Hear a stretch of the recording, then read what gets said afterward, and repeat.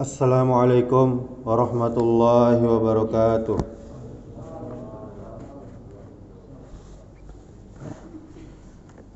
Alhamdulillahi rabbil alamin, alladzi arsala rasulahu bil huda wa dinil haqq liyuzhirahu 'alad dini kullihi wa kafa billahi shahidah. Asyhadu an la ilaha illallah wahdahu la syarikalah wa asyhadu anna Muhammadan abduhu wa rasuluh, amma ba'du. Alhamdulillah, kembali kita memperbanyak syukur kepada Allah Subhanahu wa taala. Sampai saat ini Allah masih memberikan kita nikmat kehidupan, nikmat sehat, nikmat iman, nikmat Islam, sehingga kita masih bisa beribadah kepada Allah, mengerjakan perintah-perintah Allah, di antaranya yaitu melaksanakan sholat subuh secara berjamaah. Kemudian dilanjutkan dengan belajar agama, menuntut ilmu syar'i. Kemudian salawat serta salam semoga selalu tercurahkan untuk junjungan kita, yakni Nabi Muhammad sallallahu alaihi wasallam, dengan mengucapkan Allahumma salli wa sallim wa barik ala Muhammadin wa ala alihi wa ashabihi ajma'in. Mudah-mudahan dengan memperbanyak salawat kepada Rasulullah sallallahu alaihi wasallam, kita termasuk umatnya yang mencintai beliau. Kita termasuk umatnya nanti yang diingat untuk mendapatkan syafaat dari Allah Subhanahu wa taala. Amin ya rabbal alamin. Kaum muslimin, kaum muslimat, jamaah salat subuh yang semoga dimuliakan oleh Allah Subhanahu wa taala. Di dalam Al-Qur'an ada sebuah surat yang dikatakan dalam beberapa hadis seperti sepertiganya Al-Quran. Apa itu? Yaitu surah Al-Ikhlas. Hal ini berdasarkan hadis dari Abu Sa'id Al-Khudri, bahwa seorang laki-laki mendengar seorang membaca dengan berulang-ulang. Apa yang dia baca? Qul huwallahu ahad. Dia ulang-ulang membacanya tatkala pagi hari. Orang yang mendengar tadi mendatangi Rasulullah sallallahu alaihi wasallam, kemudian menceritakan kejadian tersebut dengan nada seakan-akan merendahkan surat Al-Ikhlas. Kemudian Rasulullah sallallahu alaihi wasallam bersabda, "Demi jiwaku yang berada di tangannya," maksudnya demi Allah, "sesungguhnya surat ini sebanding dengan sepertiga Al-Quran."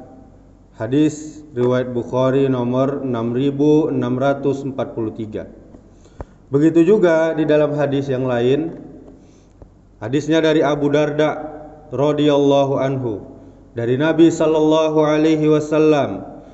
Beliau sallallahu alaihi wasallam bersabda, "Apakah seorang di antara kalian tidak mampu untuk membaca sepertiga dari Al-Quran dalam semalam?" Mereka mengatakan, "Bagaimana kami bisa membaca seperti Al-Quran?" Lalu Nabi sallallahu alaihi wasallam bersabda, "Qul huwallahu ahad." Itu sebanding dengan sepertiga Al-Quran. Hadis riwayat Muslim nomor 1922. Imam An-Nawawi mengatakan dalam riwayat yang lainnya, dikatakan sesungguhnya Allah Subhanahu wa taala telah membagi Al-Quran menjadi 3 bagian. Lalu Allah Subhanahu wa taala menjadikan surah Qul huwallahu ahad atau surah Al-Ikhlas menjadi satu bagian dari 3 bagian tadi. Kemudian Al-Qadi mengatakan bahwa Al-Maziri berkata, dikatakan bahwa maknanya adalah Al-Quran itu ada 3 bagian, yaitu membicarakan yang pertama kisah-kisah atau sejarah. Yang kedua menceritakan tentang hukum-hukum. Dan yang ketiga tentang sifat-sifat kemuliaan Allah Subhanahu wa taala. Sedangkan surat Qul huwallahu ahad atau surah Al-Ikhlas ini berisi pembahasan mengenai sifat-sifat Allah. Oleh karena itu surat ini disebut sepertiga Al-Quran dari bagian yang ada dalam kitab Syarah Sahih Muslim juz 6 halaman 94. Lalu timbul pertanyaan, apakah surah Al-Ikhlas bisa menggantikan sepertiga Al-Quran? Maksudnya adalah, apakah seseorang apabila membaca surah Al-Ikhlas sebanyak 3 kali sudah sama dengan membaca satu Al-Quran, sudah sama dengan mengkhatamkan Al-Quran? Ada sebagian orang yang meyakini seperti ini. Jawabannya tentu tidak. Karena ada suatu kaidah, sesuatu yang bernilai sama belum tentu bisa menggantikan. Itulah surah Al-Ikhlas. Surah ini sama dengan sepertiga Al-Quran, namun tidak bisa menggantikan Al-Quran.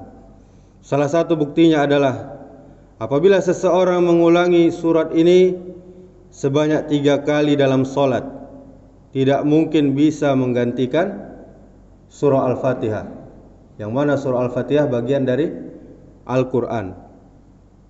Dan karena membaca surah Al-Fatihah adalah rukun dari solat. Kemudian surah Al-Ikhlas tidak mencukupi atau tidak bisa menggantikan Al-Quran, namun dia hanya bernilai sama dengan sepertiganya. Bukti lainnya adalah hadis, barang siapa yang mengucapkan La ilaha illallah wahdahu la syarikalah lahul mulku wa lahul hamdu wa huwa ala kulli syai'in qadir sebanyak 10 kali, maka dia seperti memerdekakan 4 budak keturunan Ismail.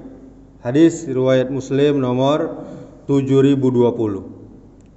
Kemudian dari hadis ini timbul pertanyaan, apakah jika seorang memiliki kewajiban kafarah, dia cukup membaca zikir ini? La ilaha illallah wahdahu la syarikalah lahul mulku wa lahul hamdu wa huwa ala kulli syai'in qadir. Tentu jawabannya tidak cukup dia membaca zikir ini. Karena apa? Karena sesuatu yang bernilai sama belum tentu bisa menggantikan. Ini dalam Syarah Al-Aqidah Al-Wasitiyah halaman 97 sampai 98 dan Tafsir Juz Amma halaman 293. Pada kesempatan yang kali ini kita akan sedikit mengupas mengenai surat ini, surah Al-Ikhlas.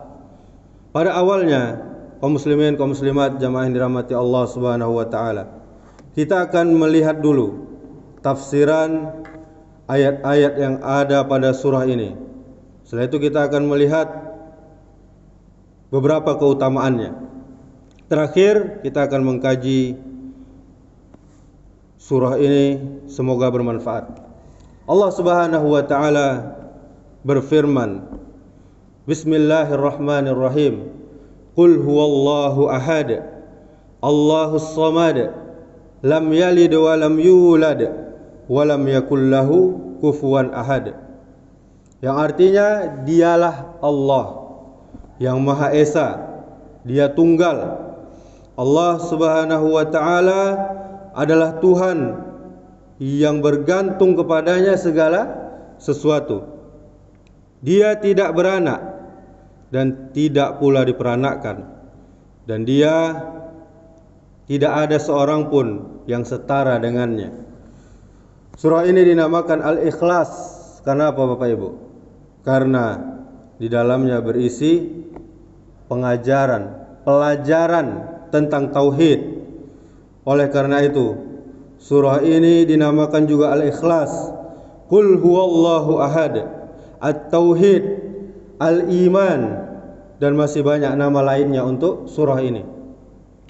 Surah ini merupakan surah Makkiyah yang turunnya sebelum Nabi hijrah ke Madinah, dan termasuk surah mufassal.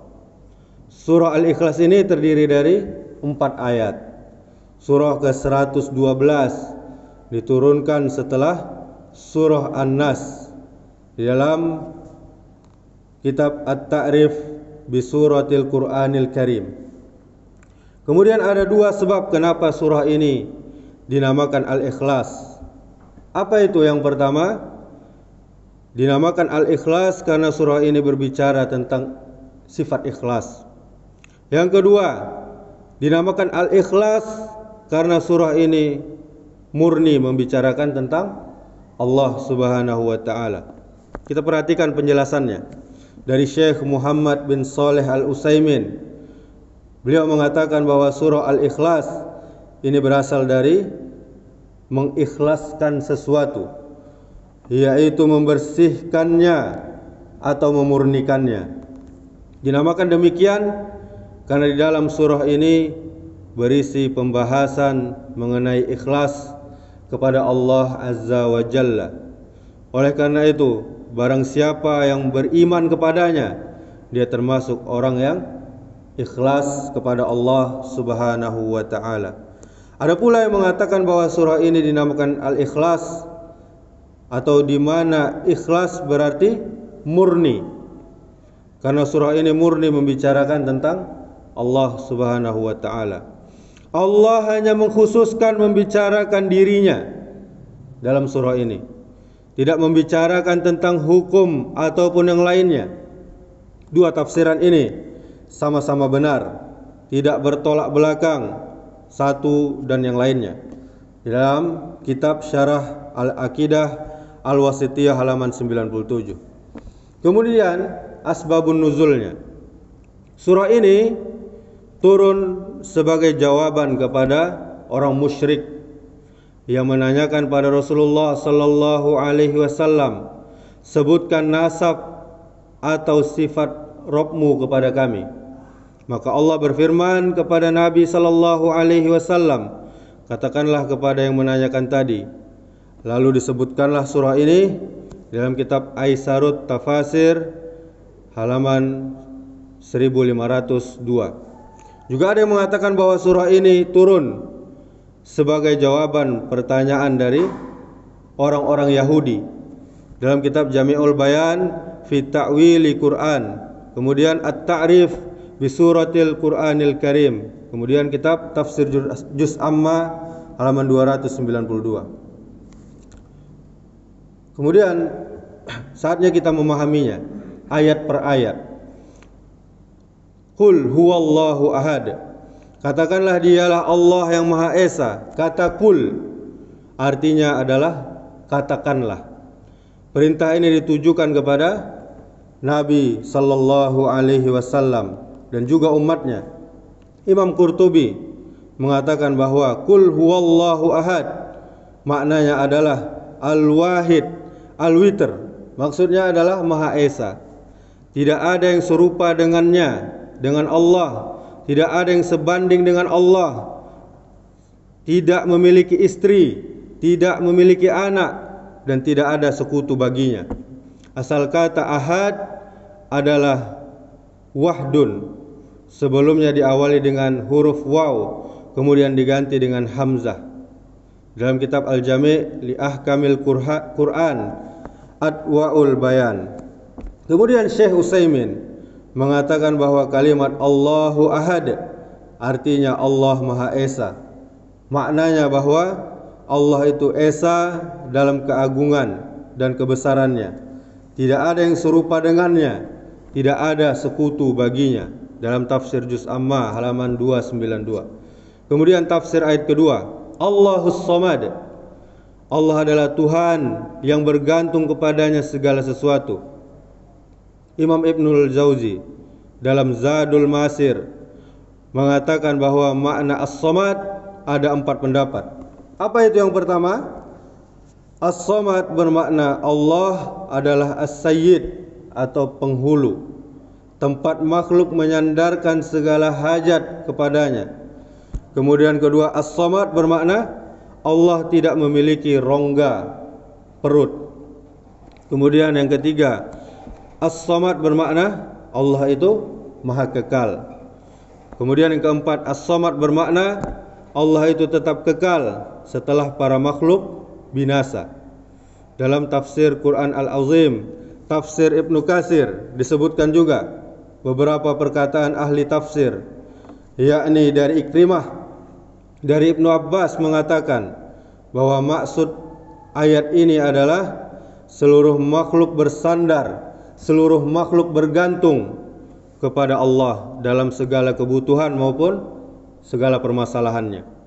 Kemudian Ali bin Abi Thalhah dari Ibnu Abbas mengatakan, dialah as-sayyid, dialah pemimpin yang kekuasaannya sempurna, dialah Allah asy-syarif yang maha mulia, yang kemuliaannya sempurna, dialah Allah al-azim yang maha agung dan keagungannya sempurna, dialah al-halim maha pemurah yang kemurahannya itu sempurna, dialah Allah al-alim maha mengetahui yang ilmunya itu maha sempurna, dialah Allah al-hakim maha bijaksana yang sempurna dalam hikmah atau hukumnya. Allah lah yang maha suci, yang maha sempurna dalam segala kemuliaan dan kekuasaan. Sifat Allah ini tidak pantas kecuali bagi Allah saja. Tidak ada yang setara dengannya, tidak ada yang semisal dengannya. Maha suci Allah yang maha esa dan maha kuasa. Kemudian Al-A'mash mengatakan dari Syakik dari Abi Wail bahwa as-samad bermakna pemimpin yang paling tinggi kekuasaannya. Begitu juga diriwayatkan dari Asim dari Abi Wail dari Ibnu Mas'ud, semacam itu. Kemudian Malik mengatakan dari Zaid bin Aslam, as-samad adalah as-sayyid atau pemimpin. Kemudian Al-Hasan dan Qatadah mengatakan bahwa as-samad adalah yang maha kekal setelah makhluknya binasa. Kemudian Al-Hasan juga mengatakan as-samad adalah al-hayyul qayyum, yang maha hidup dan qayyum, yang maha mengurusi dirinya sendiri dan maha mengurusi makhluknya, dan tidak mungkin dia binasa. Kemudian Ikrimah mengatakan bahwa as-samad adalah yang tidak mengeluarkan sesuatu apapun darinya, semisal anak, semisal keturunan, dan dia tidak pula makan dan minum.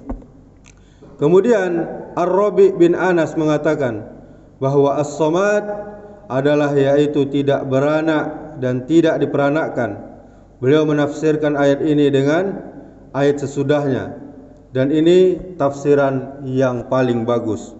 Kemudian Ibnu Mas'ud, Ibnu Abbas, Sa'id bin Al-Musayyib, Mujahid, Abdullah bin Buraidah, Ikrimah, Sa'id bin Jubair, Atha bin Rabah, Atiyah Al-Awfi, Ad-Dhahak dan As-Sudi mengatakan bahwa as-samad adalah yaitu tidak memiliki rongga perut.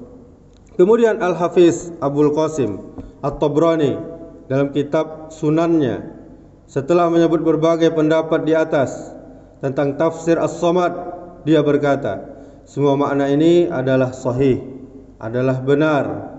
Sifat tersebut merupakan sifat Rabb kita, Allah Subhanahu wa ta'ala. Dialah tempat bersandar, dialah tempat bergantung dalam segala kebutuhan. Dialah yang paling tinggi kekuasaannya. Dialah as-samad, tidak ada yang berasal darinya. Allah tidak butuh makan dan minum. Dia tetap kekal setelah makhluknya binasa.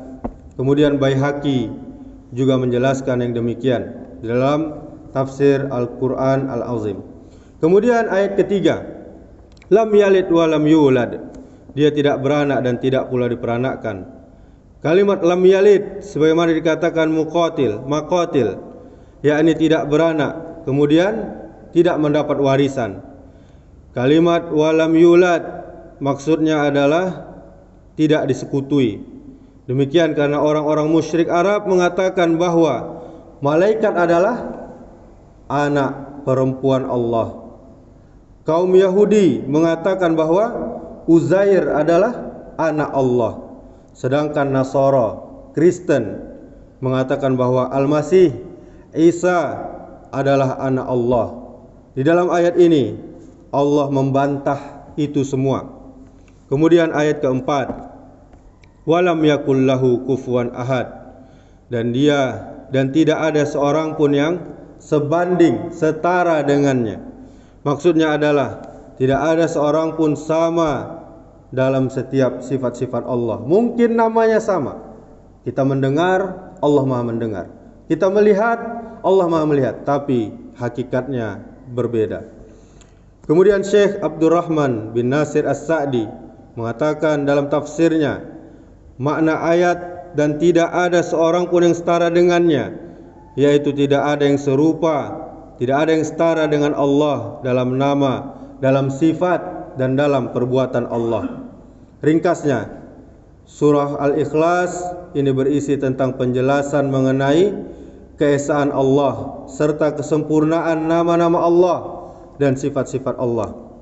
Kemudian di antara keutamaan membaca surah Al-Ikhlas, dalam hadis dari Anas bin Malik radhiyallahu anhu, Rasulullah bersabda, barang siapa membaca Qul huwallahu ahad atau membaca surah Al-Ikhlas sebanyak 10 kali dalam sehari, maka akan dibangunkan oleh Allah untuknya satu istana di surga.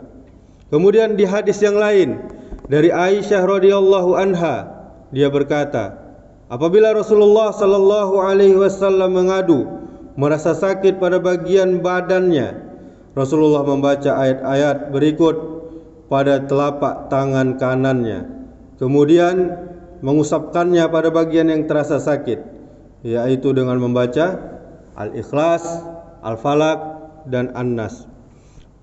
Kemudian keutamaan yang lain dari Ali bin Abi Thalib, dia berkata, Nabi Muhammad sallallahu alaihi wasallam bersabda, barang siapa yang membaca surah Al-Ikhlas sebanyak 11 kali setiap selesai salat subuh, maka setan tidak akan dapat menggodanya untuk melakukan perbuatan maksiat.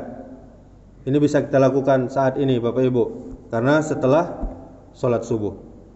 Demikianlah, semoga kajian subuh kali ini bermanfaat untuk kita semua dan dapat kita amalkan di dalam kehidupan kita sehari-hari.